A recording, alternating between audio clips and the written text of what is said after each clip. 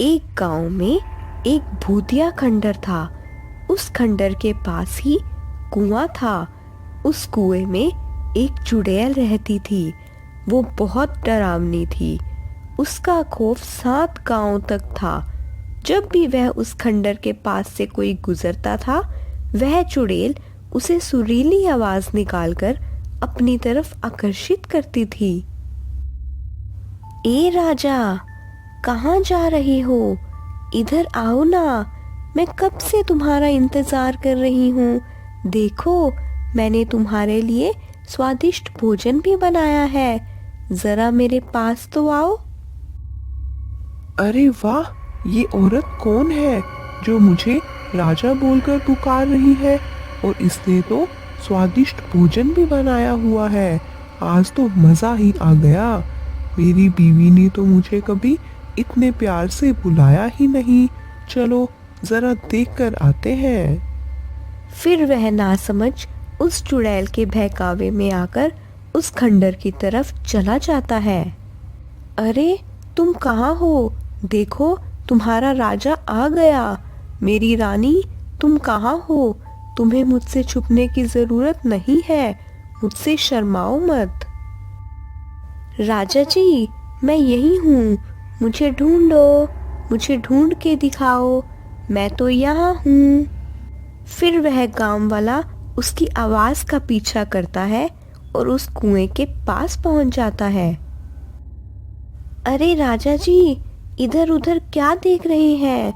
मैं तो यहाँ हूँ। अरे यार, ये आवाज तो यहीं से आ रही है, लेकिन ये औरत दिखाई क्यों नहीं दे रही? अरे मेरी रानी, तुम कहाँ हो? देखो, मैं आ गया। अब मेरे सामने आ जाओ। देखो, मैं यहाँ नीचे छुपी हुई हूँ। मुझे ढूंढो। आवाज तो इसी कुएं से आ रही है। लगता है ये इसी कुएं में छुपी हुई है। थप्पा, देखो, मैंने तुम्हें ढूंढ लिया। फिर वह नासमझ उस कुएं में झांकने लगता है। तभी उस कुएं से एक खूनी पंजा बाहर निकलता है और उसकी गर्दन पकड़कर उसे नीचे की तरफ खींच लेता है। अरे अरे, मर गया। ये क्या चीज है? हे भगवान, मुझे बचाओ। तुम कौन हो? मैं तो अपनी रानी की तलाश में आया था। हे भगवान, मैं कहाँ फंस गया? मेरी तरफ देखो, मैं ही तो तुम्हारी रानी हूँ। नहीं नहीं, तुम तो कोई चुड़ैल लगती हो। अरे, मुझ पे दया करो और मुझे जाने दो। मेरी बीवी घर पर मेरा इंतजार कर रही है। भगवान के लिए मुझे छोड़ दो। नहीं नहीं, तुम इतनी दूर से आए हो, खाना खा के जाना। अरे वाह, लगता है ये कोई अच्छी चुड़ैल है। मैं बेकार में ही घबरा रहा था। जी जरूर, खाना खा के ही जाएंगे। वैसे चुड़ैल जी, आपने खाने में क्या बनाया है? अभी तो खाना बनाना ही है। अच्छा अच्छा, तो क्या प्याज काटने में आपकी मदद कर दूं? नहीं, उसकी क्या जरूरत है? यहाँ कोई गैस चूल्हा तो दिखाई नहीं दे रहा। आप खाना कैसे बनाएंगी? खाने को बनाने की क्या जरूरत है, ऐसे ही खा जाएंगे। अच्छा, वैसे आज खाने में है क्या? तुम्हारा सर। अरे मर गया रे, ये तो मुझे ही खाने की बात कर रही है। भगवान, ये मैं कहाँ पहुँच गया? आज रात के खाने में मैं तुम्हें ही खाऊंगी। इतना बोलकर वह चुड़ैल कुएं में अपनी गुफा के अंदर चली जाती है। फिर रात होने पर, देवर जी, इतनी रात हो गई है, ये अभी तक घर नहीं आए। मुझे तो इनकी बहुत फिक्र हो रही है। भाभी, आप घबराइए मत, मैं अभी जाकर भैया को ढूंढ कर लाता हूँ। फिर बबलू अपने भैया की तलाश में इधर उधर भटकने लगता है। भैया, आप कहाँ हैं? भैया, क्या आप मुझे सुन पा रहे हैं? यहाँ तो भैया का कोई नामो निशान नहीं है। अब उन्हें कहाँ ढूंढूं? फिर उसकी नजर उस कुएं के पास पड़े गमछे की ओर जाती है। अरे, ये तो भैया का लगता है। कहीं भैया इस कुएं में तो नहीं गिर गए? अरे, मर गया रे। ये तो वही भूतिया कुआं है जिसके बारे में लोग बातें किया करते हैं। हे भगवान, अब क्या होगा भैया का? फिर वह जोर जोर से अपने भैया को पुकारता है। रामू भैया, आप कहाँ हैं? क्या आप मुझे सुन पा रहे हैं? अरे, ये तो मेरे छोटे भाई की आवाज है। लगता है वो मेरी तलाश में यहाँ आया है। अरे वाह, ये तो मजा ही आ गया। ये शिकार तो खुद यहाँ चलकर आ गया। चुड़ैल फिर से अपनी सुरीली आवाज निकालती है। आओ राजा जी, मैं कब से आपका इंतजार कर रही थी। जल्दी आए, मैंने भोजन भी बनाया हुआ है और कुछ देर और हो गई तो भोजन ठंडा हो जाएगा। अरे, ये मधुर आवाज किसकी है? ये मुझे राजा क्यों बुला रही है? तुम कौन हो? राजा जी, मैं आपकी रानी हूँ।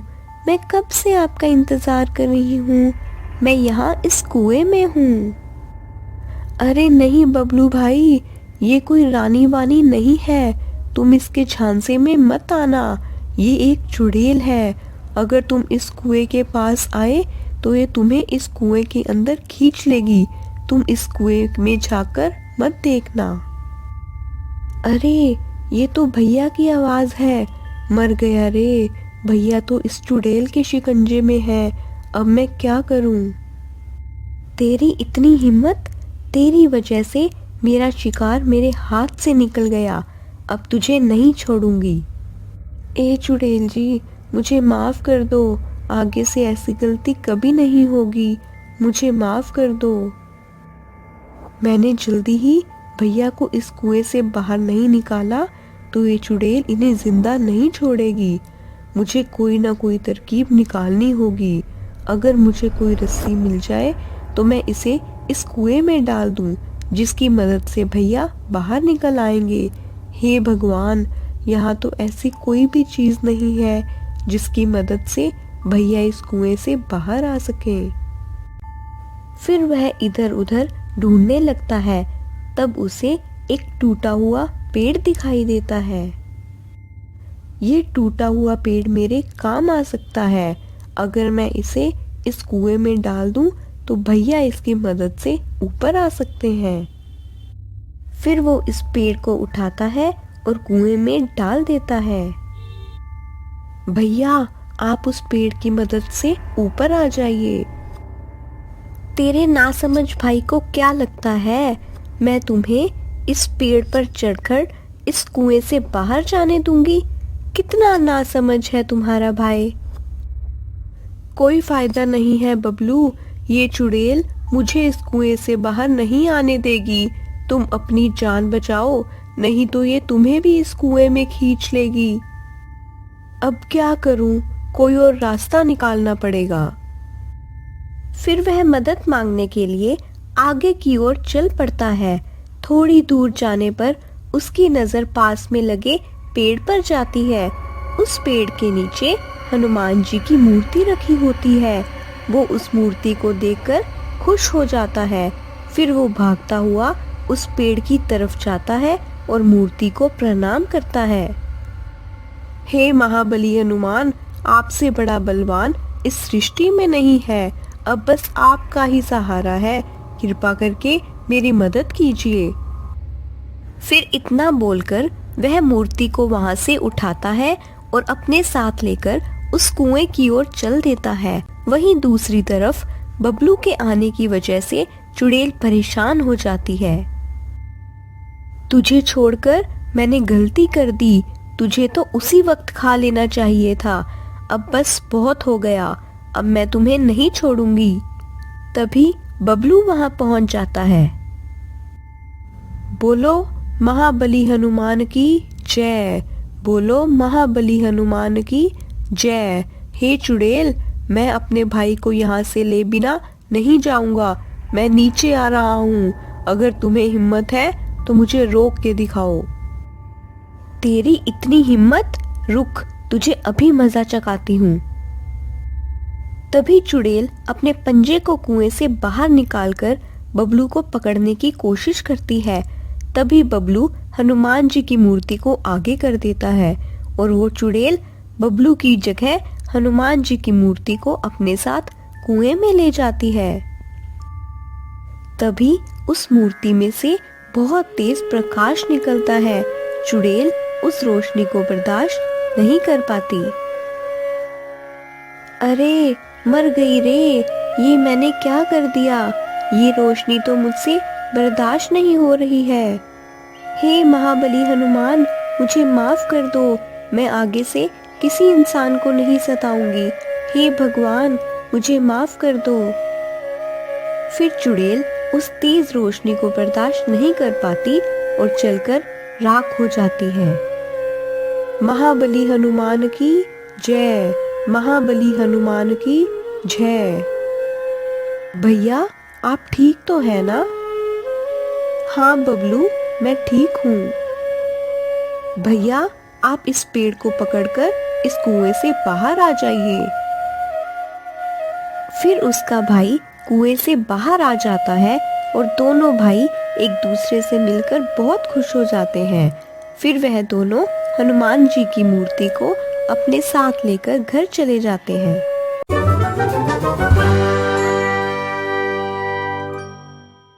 वो गर्मियों का मौसम था। इस बार गर्मियाँ कुछ ज़्यादा ही हैं, क्योंकि बिना नए पेड़ पौधे लगाए जो पेड़ पौधे थे उन्हें भी काटने के कारण नदियाँ तालाब सब सूख गए।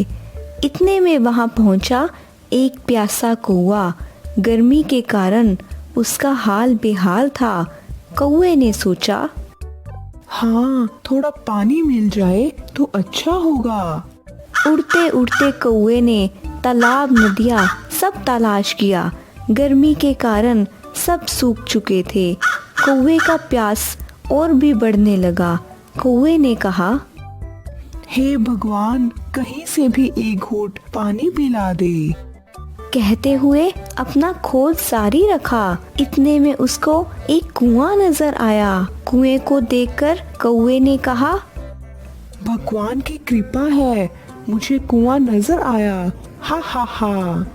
जैसे ही कौवे ने कुएं में देखा तो कुआं बिना पानी सूखा पड़ा है। ओ हे भगवान। कहते हुए कौवा वहां से उड़ गया। उड़ते उड़ते उसकी नजर घर के पास रखे एक मटके पे गई। जैसे ही उसने मटके के अंदर देखा, बहुत निराश हुआ और कहा, हे भगवान, पानी तो इतना कम है कि मैं नहीं पी सकता हूँ, क्योंकि पानी बहुत नीचे है। वे बहुत निराश हुआ। इतने में उसकी नज़र पास पड़े हुए छोटे छोटे कंकर पर पड़ी। उसको एक विचार आया। वे एक एक करके कंकर को मटके में डालने लगा। धीरे धीरे पानी ऊपर आने लगा।